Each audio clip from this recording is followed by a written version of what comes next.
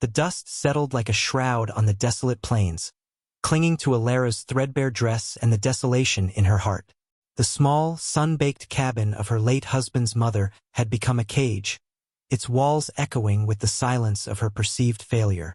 A barren field. The old woman had spat, her eyes as hard and dry as the land itself.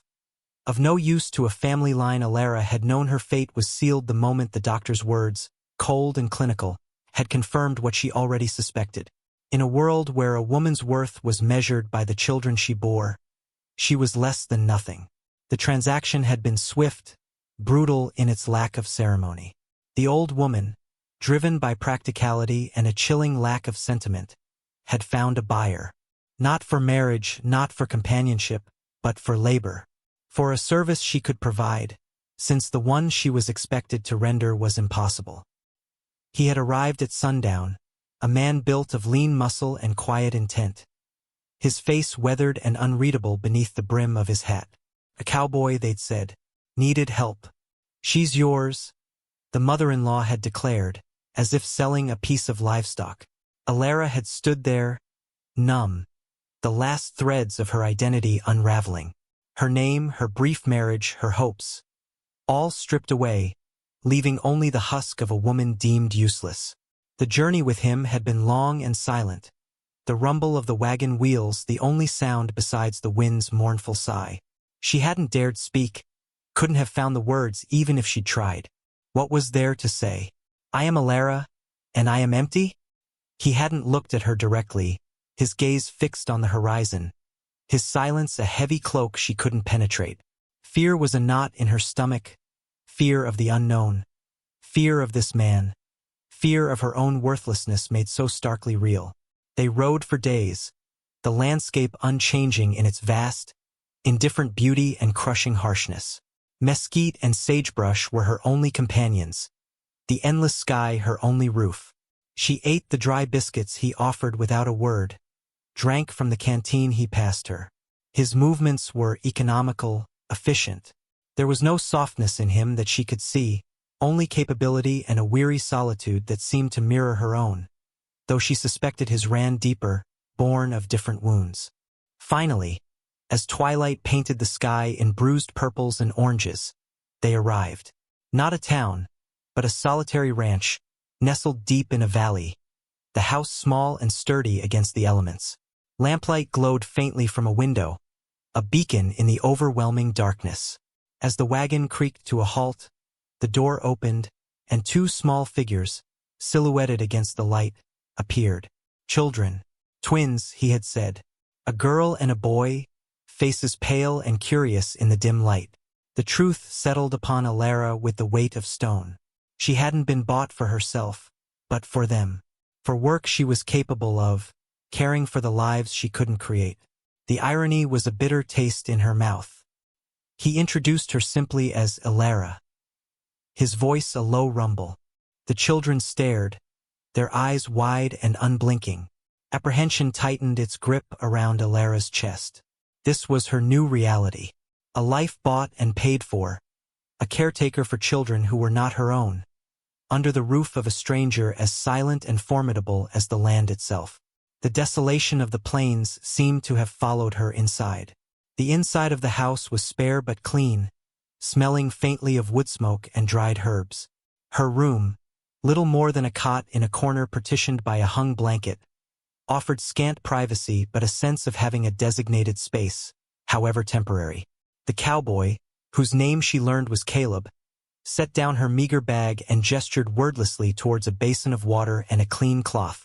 His presence filled the small cabin, not with noise, but with a quiet intensity that made her acutely aware of every breath she took, every move she made. The twins, 8 years old she guessed, were named Sarah and Thomas. They were quiet children, their eyes holding a wariness that mirrored her own. They watched her with an unnerving intensity as she washed.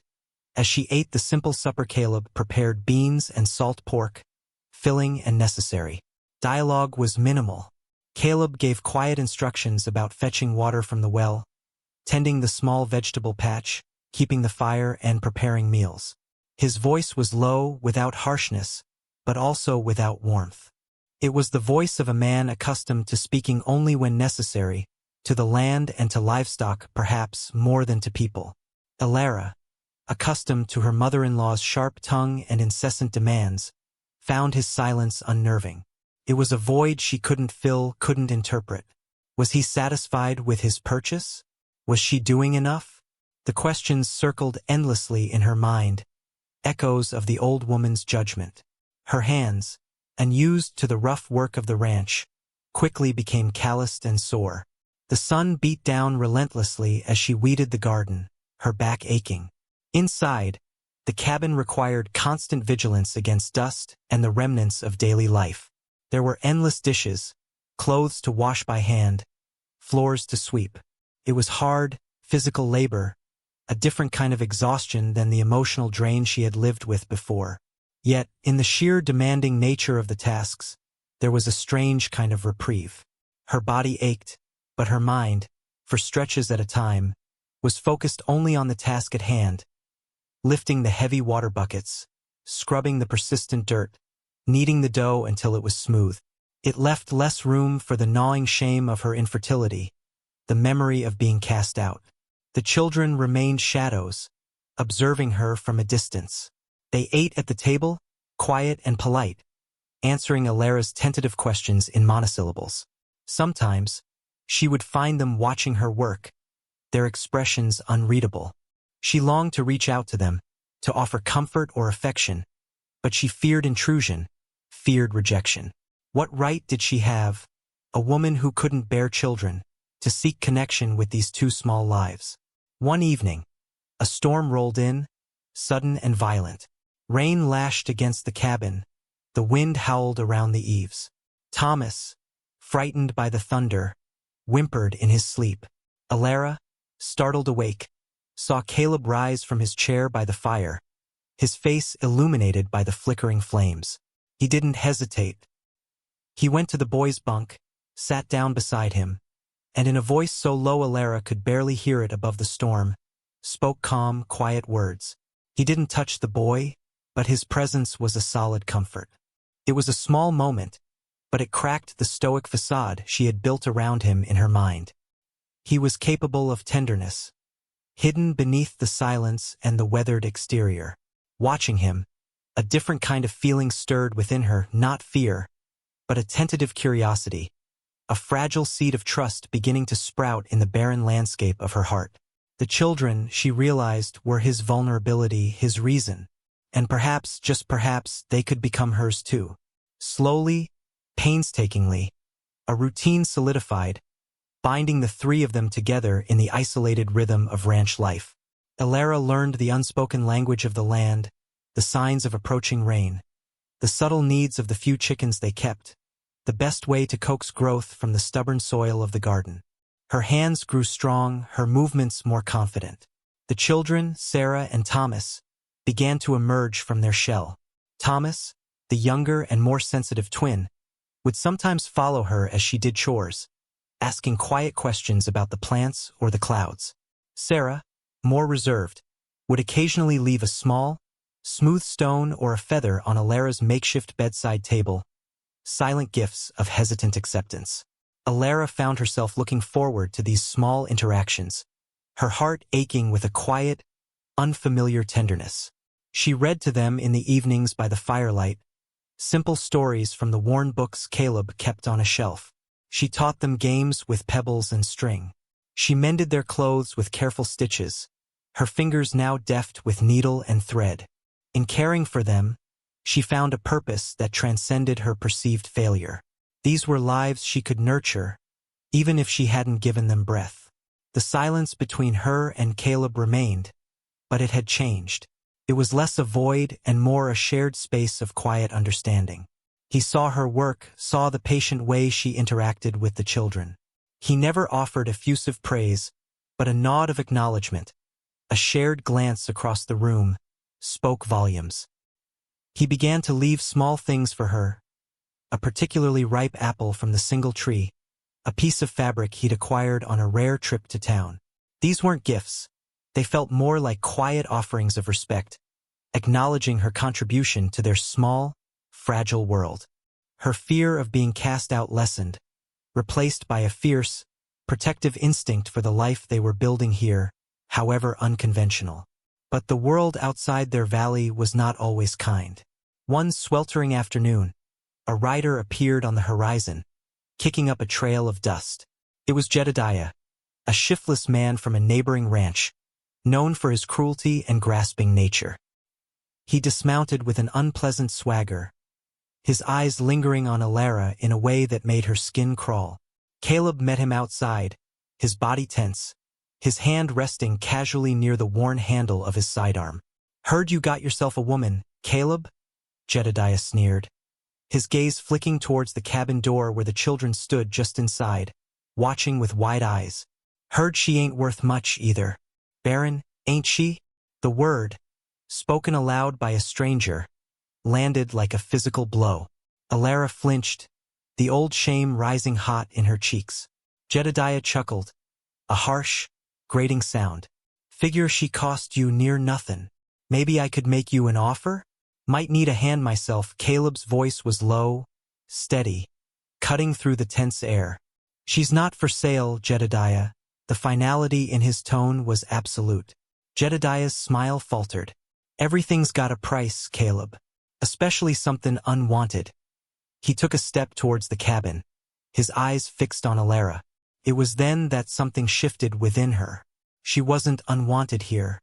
Not anymore. Not by the quiet man who stood between her and this threat. Not by the children who watched her with trusting eyes. A reservoir of strength she hadn't known she possessed surged through her veins. She stepped forward, out of the shadows of the cabin, into the blinding sunlight. Her voice, though quiet, was clear and steady. "I am not unwanted," she said, meeting Jedediah's gaze unflinchingly. "And I am not leaving." Jedediah's cruel smile vanished, replaced by surprise, then irritation. He hadn't expected the barren woman to speak, much less defy him. His eyes narrowed, flicking between Alara and Caleb. But Caleb stood firm, his silence a palpable barrier, his gaze unyielding. The message was clear. This was their ground, and she was under his protection. Jedediah, sensing the unmovable resolve, spat on the ground and remounted his horse, muttering curses under his breath. He rode away as abruptly as he had arrived, the dust trail receding into the vast distance. The tension didn't immediately dissipate.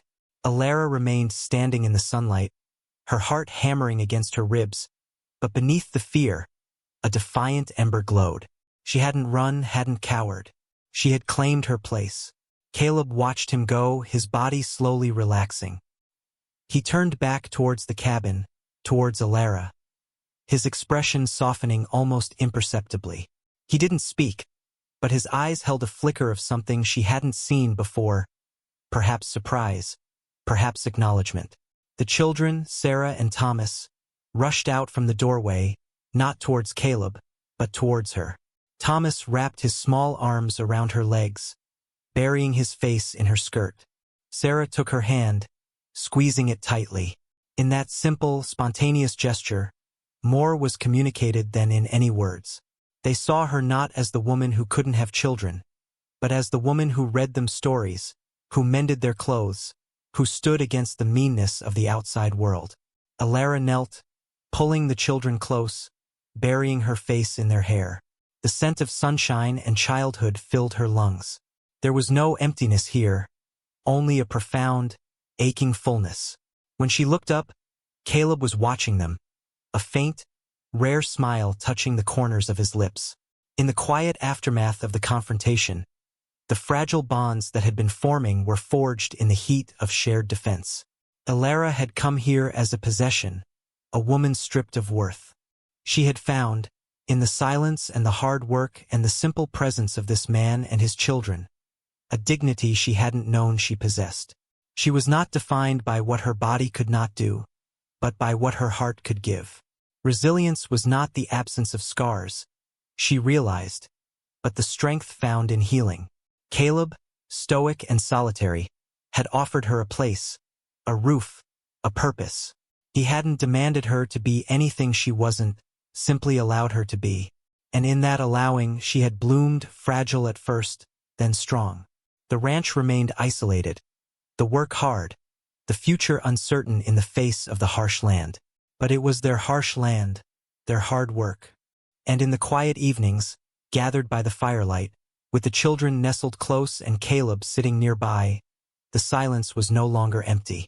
It was filled with the unspoken language of shared life, of protection offered and received, of a family found in the most unexpected of circumstances.